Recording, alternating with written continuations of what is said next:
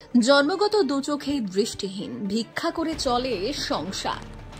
বিভিন্ন সরকারি পরিষেবা থেকে বঞ্চিত একই পরিবারের ৩ প্রতিবন্ধী সরকারি দপ্তরে একাধিকবার জানিয়েও মেলেনি সুরাহা।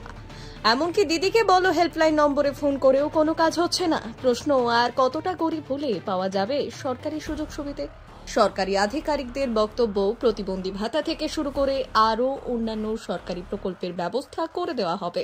রতুয়া ১ নম্বর ব্লকের শামসি গ্রাম পঞ্চায়েতের অন্তর্গত বান্ধাকুড়ি গ্রামের বাসিন্দা এস্তাব আলী। তার ৫ ছেলে, এর মধ্যে ৩ ছেলে সাদ্দাম হোসেন, জিয়াউল হক ও আনিকুল হক জন্মগতভাবে শারীরিক প্রতিবন্ধী। তারা চোখে দেখতে পান না।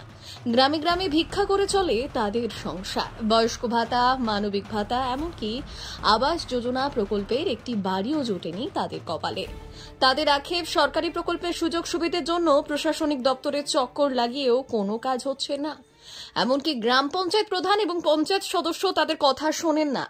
আর কতটা গরিব হলে পাওয়া যাবে সরকারি প্রকল্পের সুযোগ সুবিধে? যদিও এই প্রসঙ্গে রতুয়া ১ নম্বর ব্লকের ভিডিও রাকেশ টোপ্পোকে প্রশ্ন করা হলে তিনি বললেন, মানবিক ভাতার জন্য জেলা প্রশাসনকে আলাদা করে চিঠি পাঠাতে হবে, সেটি পাঠিয়ে দেব। আবাস প্রকল্পে নতুন করে নামকরণ শুরু হলে তাদের নাম নথিভুক্ত করে দেওয়া হবে। কিছু সরকার থেকে পাচ্ছে না, ওটা আপনার কাছে ৩জনেই পাইনি। আচ্ছা, আমি আর বাবা, আচ্ছা, আমি আছি, ও চল মানে ওরা খেটে খেটে আর সংসার মিল করতে পারছে না।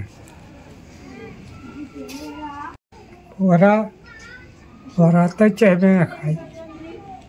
আচ্ছা,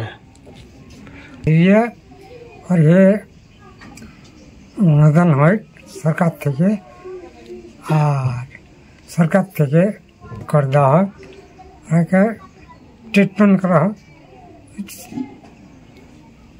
কোনে করবে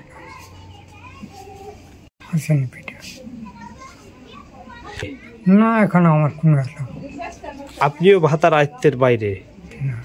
ব্যুরো রিপোর্ট, উত্তরের প্রহরী।